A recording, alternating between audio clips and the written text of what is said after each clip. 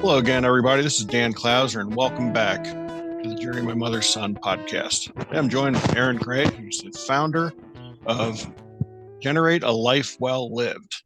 Erin, thanks for joining me today. Thanks for having me. Absolutely. Looking forward to this conversation.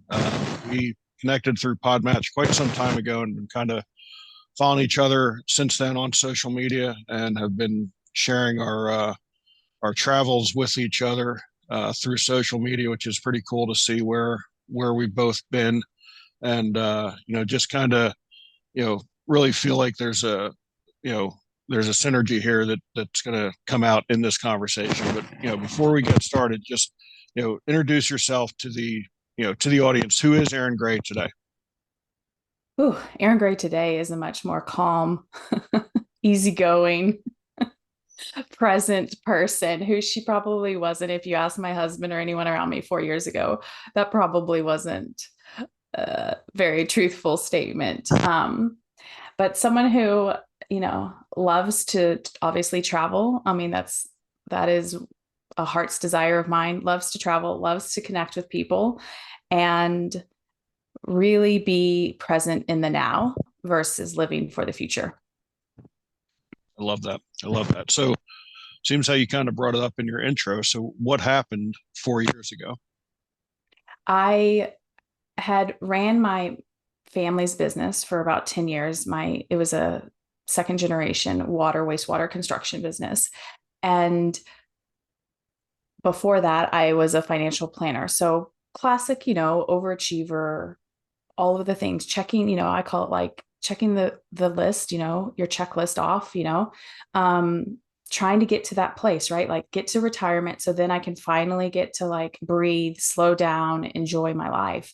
And it just got to a point where I was like, I don't think I can make it 10 more years. Like 50 was when I think I was like 36, or I'm 43 now. So I know that's less than 4 years. But at the time when I started thinking about this, I was just like, I can't do this. I can't make it to 50 and live like this for the next 15 years of my life. And so I really just started searching for like how, like, you just start searching on the internet, like, and I found a podcast, and I really hadn't been into self-development before then, and just started listening to podcasts and got into coaching and really just started like making changes. And one of the things that I belief or a story I had, because my dad and my uncle really wanted me to purchase the business, and I just did not want to. Like it seemed like a very like easy transition, right? Like it's 40 years in the making, like you have all of the knowledge, but I didn't want to do it. And so there was a lot of like guilt that I felt, or that I felt like I might disappoint them, because me leaving, I was kind of like my dad's right hand man in terms of all of the financial and I mean, all of that stuff. And, but my well being and my mental well being, not just my mental, but like my happiness, right? Like my heart's desire, like depended on me doing something different. And so I got up enough courage to be like, I don't want to do this anymore, and left and then started coaching. And while I loved coaching, I had never taken any time off. I'd worked since I was 12, and like to the point of like scheduling my daughter's birth around payroll when I worked for the company.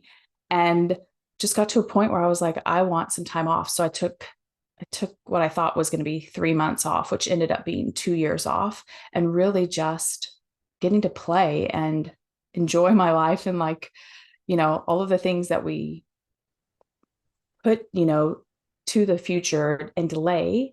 I started doing those things, then 2 years ago. And then got to a point where I was like, okay, I'm ready. I'm ready to come back. I'm ready to work. I'm ready to, create a community of to help people kind of, similar along my journey of like where we push out our living, our being in the present, for the future. So Yeah, yeah, and that really resonates with me. Obviously, being a guy who sold all of his stuff and decided to travel in an RV full time. And I saw, I mean, since we've started doing this, you see all kinds of different memes come across the internet and stuff like that. And there was one I saw that really kind of hit home with me. It was like, it said, retirement age is 67. Average life expectancy is 78. So, you work your entire life for 11 years of really, living. And by that time, many people aren't even in, a good health space Health. because they've literally worked themselves to death, you know, or near to it to even enjoy those last 11 years. So, a couple things I want to unpack in what you just said. I mean, how, being part of that family business and, like you said, being your dad's right hand, how did that, conversation work? How did that, when you Unpack went it and there? like, Yeah. I mean, there, yeah, because obviously there's this expectation, that you're kind of like the heir to the throne, so to speak. yeah. So how did you approach that? And, you know, how was it received? Yeah. And I think this, at least this was my, belief, or that like you like decide you're going to do something and then you just, do it, within the next, week, day, month, something like that. And for me, that's not how change has happened for me. It's been a slow progression of like building up, courage, building up strength to be able to have those conversations. Like I had felt that way for probably 3 or 4 years, because I remember talking to our financial advisor and being like, can I just not work? And can I just have my husband work? And like, can we make it to 50, based on his and what we're saving and all that? So that had been ruminating since my daughter was like 3 or 4. And I didn't quit till she was 8 or something, 8 or 9. Right. So this was years in the making of me. And yeah, it can happen a lot faster. Right. But I think that there is a becoming that person, right? There's that identity shift that you have to like, I'm no longer the person that works in the business. I'm a person that follows my heart. And even when that might, and I'm air quoting for your listeners, disappoint someone, right? And so we had played around with different buy sell agreements. We had played around with different people, coming in and helping me. And it was always like, no, excuse me, no, like I don't want, it didn't feel right with, like I was the, and when I say analytical or the brains, like there were people that physically knew how to do the work and their brains were for the work, right? Like I couldn't go out and like build a water system, but I knew all of the back end. So it was almost like you needed a marriage, right, of two people in order to, or you needed someone you could really trust to take care of that kind of work. Um, and I didn't want the people that they were presenting to me, I didn't necessarily want to be in business with them. And so it was a slowly progression of me then finally saying like I don't want to. And I felt, like it was, he understood, and he also, like you say, like the heir to the throne, like you have, my grandfather started this business like 45 years ago, and they grew it, from something that was, he just did it as, because he was retired from the state, to something, of that supported 25 families. So I think that there was some sadness there, right? Some grief, some disappointment. And also, what I realized is my father and I had a great connection over business, but we didn't have, that's really what our relationship was about. So then when I stopped working there was sadness and grief for me, because in a way I had lost my dad because we didn't talk about business anymore. And that was the main thing that we connected on. So it was a gradual progression and a talking to. And so it wasn't like I came in one day and was like, I'm quitting 2 weeks. And so even after I had decided I was leaving, I still stayed on as consulting for another 8 months to train and to provide, advice and things of that sort. Yeah. And he'd also mentioned about, you had a sense of guilt for a little while as Yes. well. Yes. What was it like for you, to get through that and to get to a place where, you, Don't feel that way anymore. yeah, Yeah. And the simple answer is you feel it, but none of us are taught how to feel it, right? It is such a intense vibration in our bodies that a lot of us do other things. Like my drug of choice, I call it, right, was to work. So if I felt guilt, I would just work. Some people drink, some people, watch Netflix a whole bunch. Like there's lots of different ways that we don't feel our feelings. And I had to get, which is something that I was not practiced in, I had to get good at feeling that guilt, right? Feeling that shame because I felt like I was leaving, right? And also realizing that everyone is responsible for their own life, for their own, you know, everything that we want to create. We have a responsibility to ourselves first and foremost. And I didn't have to carry that weight, that I think that's a social construct, right? Like we have these expectations that we put on ourselves as parents, as children, as all of these things. And did I want to carry that around anymore? And it didn't feel good. And, realizing that he was going to be okay no matter what. I was going to be okay no matter what. And what, would he want me to feel guilty? Would I actually want to feel guilty? Like, is that actually a healthy relationship? Right. And really just working through and feeling and getting coaching and really, feeling the sadness, right? Like that was 10 years of my life that there were parts that I loved, right? There were parts that, we didn't see eye to eye on all the time with how he ran the business.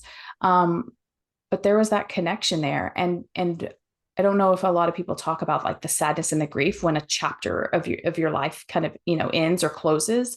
And really feeling that and processing some of those emotions that were going to come up, during the process. Yeah. Yeah. It's so true. I mean, even, for myself, I mean, I'd run an organization for literally 60% of my life, and to step away from that, as a founder of the organization. And, um, it was not an easy decision for me.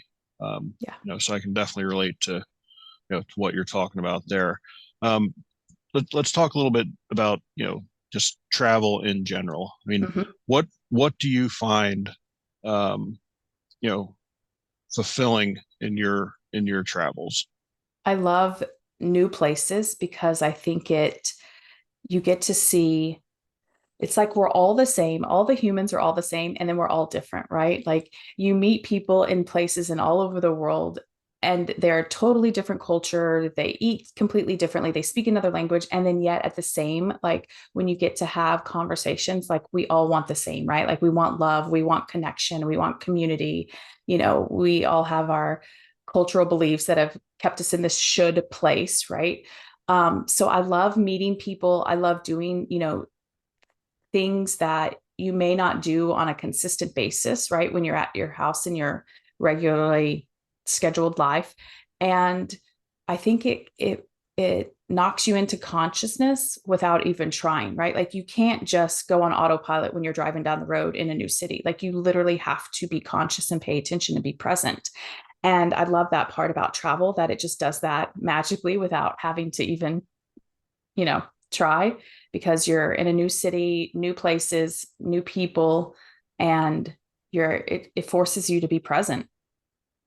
Yeah, yeah, I can agree with that completely. I mean, I've definitely throughout my life I've been very introverted by nature, and one thing that travel has done for me is definitely brought that extrovert out in me, because like you said, you know you can just meet somebody, for us in a campground or something like that, and have a conversation with them where you feel like you've known them your whole life, and Yeah. they may have completely different political beliefs and this and that, but at that in that moment, like you said, you're really concentrating on what we have in common. And I think if that's something that we all did a little bit more of, where we actually Mm-hmm. have those conversations and really do understand that we have a lot more in common than what we have you know differences, Yep. it would make the world a much better place for sure.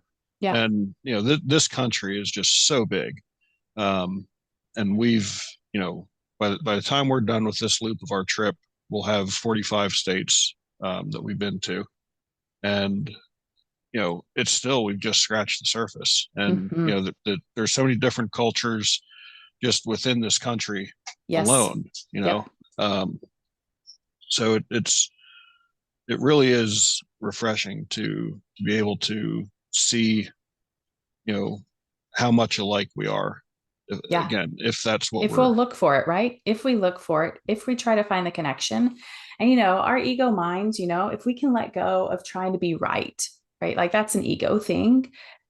there is no right or wrong, really. I mean, there's just judgment. But if we can really put that aside, and if you have the desire, you can connect and you can see. It doesn't matter if somebody has a different political belief. Like I always say, like human, human, human, right? Like we all want the same things. We want love. We want connection. We want to, have a community of people or friends that we can, have fun and enjoy life with. And sometimes our little ego minds, get caught in the mix of, you know. Yeah, no doubt about that. No doubt about that. So what brought you to, start Generate a Life Well Lived, and tell me a little bit more about, what the goal is of that. With it. I wanted, sometimes we'll look out in the world and we'll see something that doesn't exist and we'll think, okay, it can't exist because it doesn't exist. And I wanted to have people that could connect through a baseline of like, we all love to travel. And also, I kind of call it like travel meets awareness, right? Like at the beginning of my journey in 2015, when I like wanted to really start traveling more, I was watching a lot of creators on YouTube and they were traveling a lot, but they weren't talking about what their experiences were like or like real life, like I don't want to say authentic, but like showing you kind of the behind the scenes of, you know, what goes on in their life and or feeling our feelings, right? Like that whole part of um being a human, right? And so I wanted to create a community of people that love to travel or want to travel or travel more and also want to evolve through consciousness, right? Become more aware, become better. When I say better, it doesn't mean we're bad parents. I just mean it means that more evolved, more present, more conscious parents, more evolved spouses, you know, get out of our hamster wheel of this future based living and live in the now. And I didn't really see that there was coaching and travel and mixing the two together and bringing a community together. And I wanted to have a community that where, you saw someone on a Zoom call and you connected with them in the membership, and then you maintained a relationship, and then you get to go visit. If that's a place you want to go visit, you have a familiar face that you can go visit, or at least someone that can be like, hey, when you come to my country, here are the places to go to. And if you need any help, I'm here for you. And so I wanted to create that. And so that was my being off, of my travels. Like I've met people all over the world and then we've stayed connected.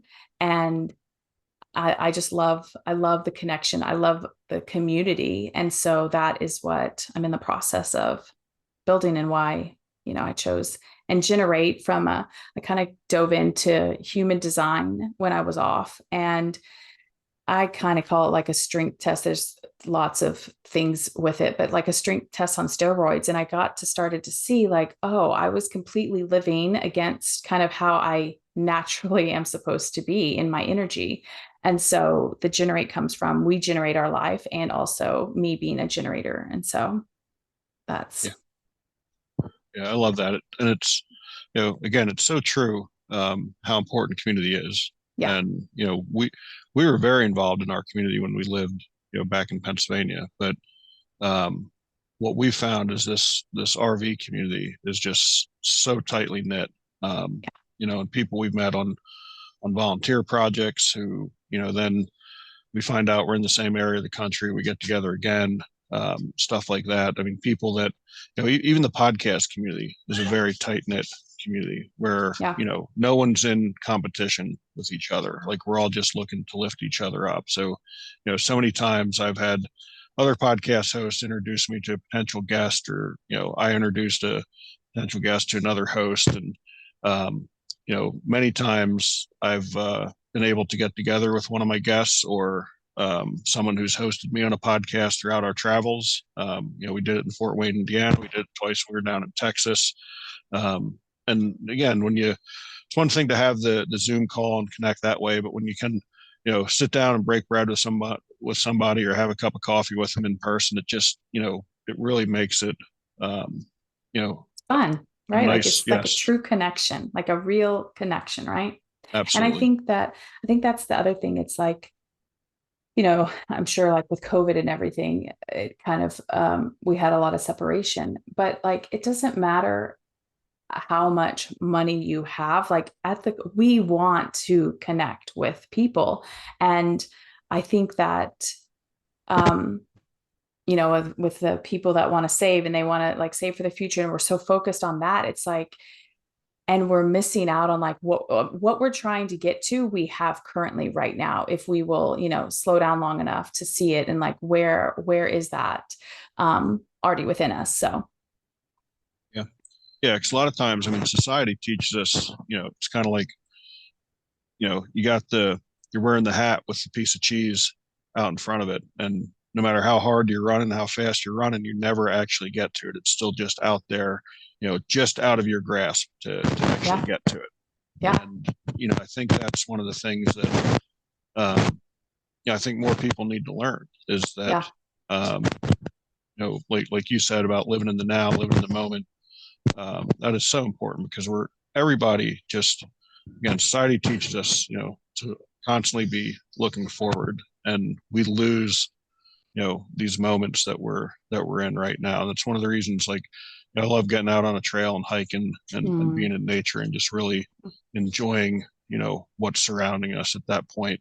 Um, and even, throughout all my years of coaching, I've got players, scattered throughout the country, and I've had the opportunity to, connect with them in our travels. And I was at a point where every time we got together, I'd want to do a podcast with one of them. Well, I got to the point where I didn't want to do it in person anymore. I wanted to schedule a time later in Zoom because I felt that doing the podcast in person took away from us actually enjoying, made it more like a business meeting as opposed to just enjoying each other's company. So I still, try to connect with all my players and you know, do a podcast with them, but I've changed the philosophy of doing it. And we'll schedule it to do it later virtually, like you and I are doing it now. And, you know, like you said, that human connection is just, you know, so important. Um, the and I drive. just wish more people, you know, understood that. And I love what you're doing and, creating that community for people to be able to connect like that because it is so important. Yeah. And it's kind of like, when you said about your players and the podcast, it's almost kind of like our phones now, right? Like I have my phone with me all the time because I love to take pictures, right? I don't even have like a real camera because I use my phone. And also, I've been really mindful because it was getting to the point where I wanted to capture every moment. I was like, but I'm not even in the moment because I'm trying to capture the moment, right? And so, same thing like what you're saying about the podcast. It's like there's a place where we get to have, you know, yes, I want to take pictures on my travels. And also, like, sometimes it's just going for a bike ride and there's no phone because that takes you out of the present moment. And it can happen so quickly. That's the other thing. It's like you don't even realize it, right? You're not even aware because you're trying to capture something versus, staying present. And like you said, with with our society, it's like we keep believing that there is going to be better than here. Um, and which just keeps us on this hamster wheel, of just like chasing and like, okay, if I can just get to, if it's just, and if we were to stop and slow down for a hot second, we could probably see that like there's a lot of the things that we're wanting in the future. We have that already right now, but we have to slow down long enough to like pay attention and be present for it to see where it already is. And we have to, when I say look for it, it's not like you're going out and looking for it, but you have to, you know, be conscious and be mindful of like, okay, where do I already have connection? Where can I grow that connection? Or where do I already have some friends and how can I deepen that connection with them? Yeah. And I think gratitude has a lot to do with Oh, that yeah. as well.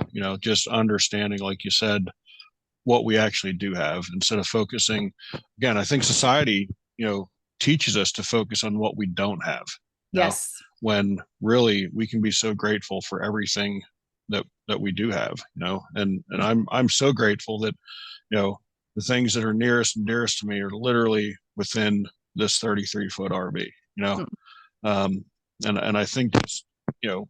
Uh, it's very cliche to say, an attitude of gratitude, but that's so important to really understand that and be grateful for the stuff that you do have. And, I think if we concentrated more on that, it would make a much happier society than what we have today Yeah, as I well. mean, because if you are thinking that you're lacking, then you have to buy something, you have to do something, right? And there's no money to be made in, don't get me wrong, I'm all about business and all about the things, right? And also, but with like when we believe that we're lacking something, when something outside of us is going to make us happy, then we think we have to go buy the thing, do the thing, whatever. And so there's, of course, that's what society is wanting us to do, because then we can consume and consume and consume versus, like you already said, like, okay, what do I already have within, and being so grateful. And we can be grateful for what we have, and we can want more. I'm a big advocate of that. But coming from a place, I want it because I want it, not because it's going to make me feel a certain way. Right. Right. Yeah. There's definitely something freeing when, you walk into a gift shop and you're looking at stuff and you're like, this is really nice, but at the end of the day, we don't have room for it in the RV, and like we kind of have a one It in, is one out nice. rule when it comes to clothing. Like to buy a t-shirt, you got to get rid of a t-shirt. To buy a pair of pants, you got to get rid of a pair of pants, that sort of thing. So it is definitely a cool lifestyle you Yeah. know, to be part of for sure. Yeah. Yeah. It really does make you. I mean, I've watched several, we love documentaries, and it's, on the planet, and like, where do your clothes go? And it just, when you become more aware, you get to decide if you want to make a different choice, and how can you, how can you be a contributor and a creator to the environment than only just a consumer? Right. So, So, Erin, we talked and covered a lot of different topics. Is there anything that we missed that you'd like to talk about that'd be beneficial to the listeners? um, I would want to say, because I was this person probably several years ago. I was in the like, it can't happen for me camp. And so if travel, or if taking time off, or whatever it is that your heart's desire is, just be open to the possibility of, you don't have to figure out how it's going to happen. Just think about who is the person that's already doing those things, and really kind of honing in on that. Because I think that's another thing we're taught, like, right, in school, it's like, well, how is that going to work? It's like, that's not our job. What we want and why we want it is is our place to focus on, and who's the person that has that, and really focusing on that. Yeah. Yeah, and I think that's so important because there's so many opportunities out there for remote work, for work camping is a big thing in the RV community where go into whether it's campground and you're in there for a month or 2 months or 3 months and you're working and you know still making a living and having your site paid for and stuff like that. There's just so many opportunities, and again, I think it's just getting outside of that box. The what society tells us how we should be Yeah. viewing revenue and viewing careers and stuff like that. I mean, because even with that, I mean, the experience of work camping and that sort of stuff is Yeah.